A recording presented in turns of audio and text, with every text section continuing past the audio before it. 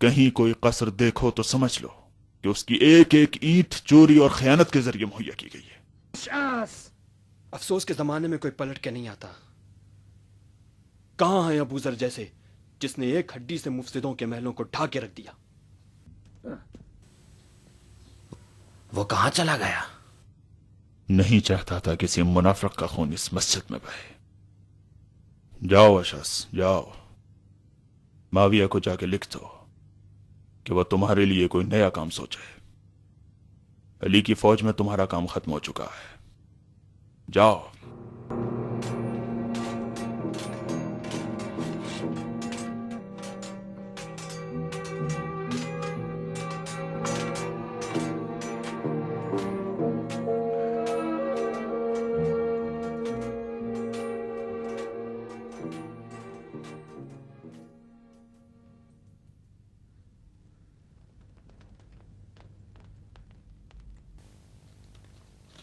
پسند آیا مجھے، ہنرمند انسان ہے،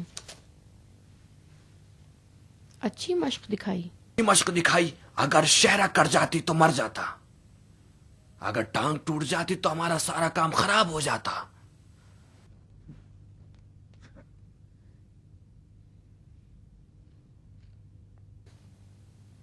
میرے خیال میں وہ علی کو مار سکتا ہے۔ وہ کیسے؟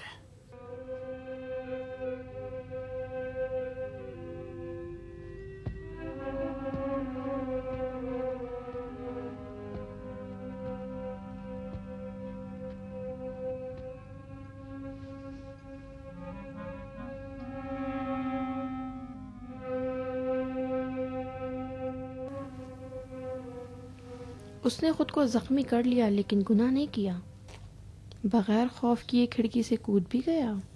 وہ مکمل مہربانی ہے۔ کھو دیا، اس نے خود کو کھو دیا۔ تمہارے فراق میں جو باتیں وہ کر رہا ہے میں نے آج تک کسی سے نہیں سنی۔ وہ بالکل علی کو بھلا چکا ہے۔ اگر تم سن لو کہ کیسی الٹی الٹی باتیں کرتا ہے تو تمہارا دماغ خراب ہو جائے۔ سنے بغیر ہی جانتی ہوں۔ جانتی ہو؟ وہ مجھے رحمت کا فرشتہ جانتا ہے جسے خداوند متعال نے اس کے لیے قرار دیا تاکہ وہ مصیبت سے بچ جائے۔ اچھا، تو وہ جو جملے تکرار کرتا ہے وہ یہاں الہام ہوتے ہیں؟ میں اندھا تھا، بینا ہو گیا، اندھا تھا، بینا ہو گیا، میرا دل الہام قدسیہ سے روشن ہو گیا۔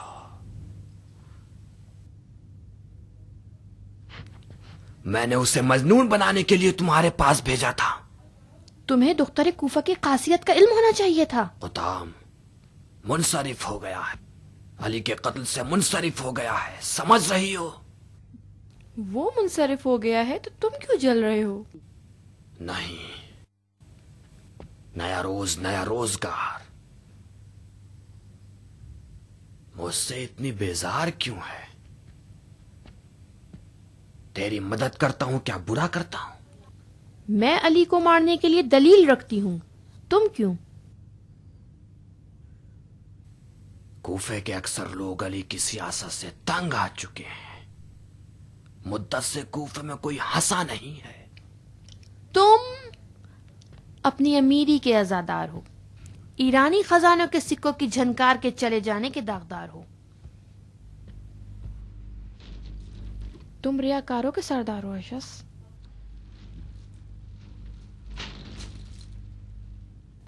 کاش مجھے معلوم ہوتا کہ تم نے کون سی حکومت کے بدلے علی کے خون کا سودا کیا ہے۔ فائدے میں ہم دونوں ہی شریک ہیں، مسئلے کو یہی ختم کر دو۔ میرے ساتھ دشمنی کرو گی تو ہر صورت میں علی کا فائدہ ہوگا۔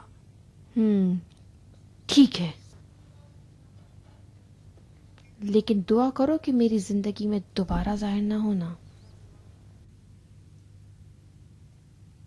ابن ملجم کے ہاتھ کانپ گئے ہیں، دل لرز رہا ہے، قدم ڈگمگا رہے ہیں اور تلوار کند ہو گئی ہے۔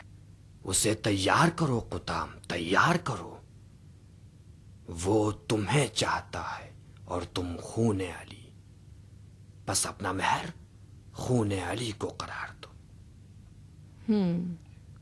قبول کیا. جاؤ میرے شوہر کو گھر بھیج دو.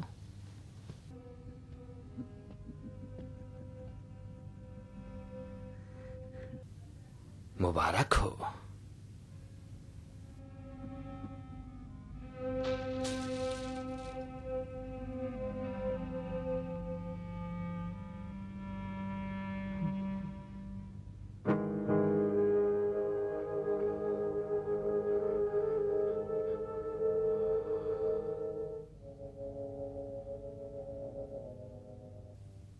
اے خدا میری آبرو بچا لے، میری محبت اس کے دل میں ڈال دے،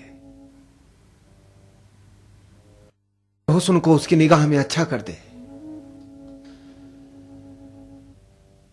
میری زبان کو قوت گویائی دے تاکہ دل کی بات اس سے آسانی سے کہہ سکوں.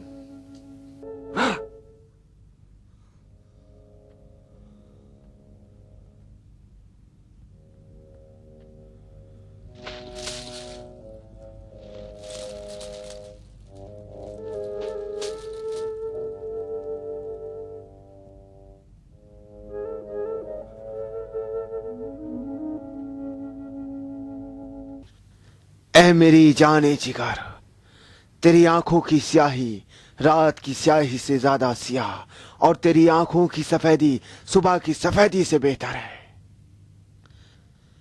اے جادوگرنی، تیری خمار آلود آنکھیں میرے وجود کے باغ کو پھولوں اور شگوفوں سے پر کر دیتی ہے. اے وہ کہ جس کے سانس مجھ کو امبر کی خوشبو دیتے، نہیں امبر نہیں، اے جس کے سانس باد صبا ہیں، اور میں کیا، میں نے تیرے وجود میں اپنی بلند آرزوؤں کو تلاش کر لیا ہے. تو لطیف ہے، نسیم صبح کی طرح. نہیں نسیم نہیں، نسیم صبح کی لطافت دیکھی جا سکتی ہے. تو لطیف ہے، شبنم کے قطرے کی طرح، خرم ہے بہار کی طرح. اے میرے دل، ایک نگاہ دیکھ تو نے میرا کیا حال کر دیا. میں نے ایک عمر سجدے میں گزاری، یاد خدا سے غافل نہ رہا. وائے ہو مجھ پر، وائے ہو مجھ پر، میں تو خدا کو بھلا چکا ہوں. اب تیرا ہی ذکر میری زبان پر رہتا ہے. اب تو میرے دل پر حکومت کرتی ہے، خدا نہیں.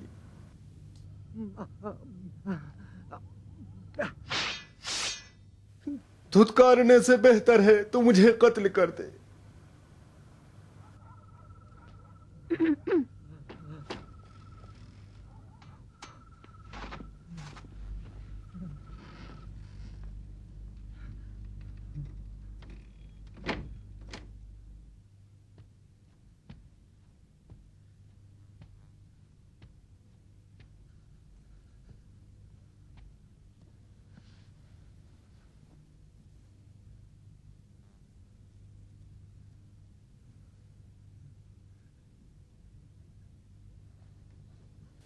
خوب ہو.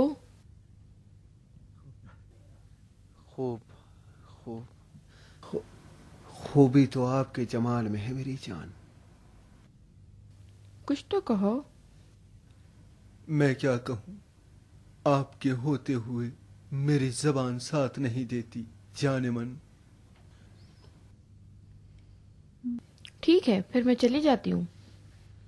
رک جاؤ، نہ جانا. اے چمکتے ہوئے سورج، مجھ پر اپنے نور کی کرنیں نچھاور کر. شاعر ہو. نہیں، میں کچھ بھی نہیں ہوں. جو کچھ بھی ہوں آپ کے حسن کی کشش کی وجہ سے ہوں. کیوں اپنے آپ کو تکلیف دیتے ہو؟ ایسی بات کرو کہ میں بھی سمجھ سکوں. نہیں پوچھو گی میں کون ہوں؟ میرے لیے اتنا ہی کافی ہے کہ تم نہروان سے بچ کر آئے ہو. یہ بتاؤ کہ تم نے مجھے کیوں پناہ دی؟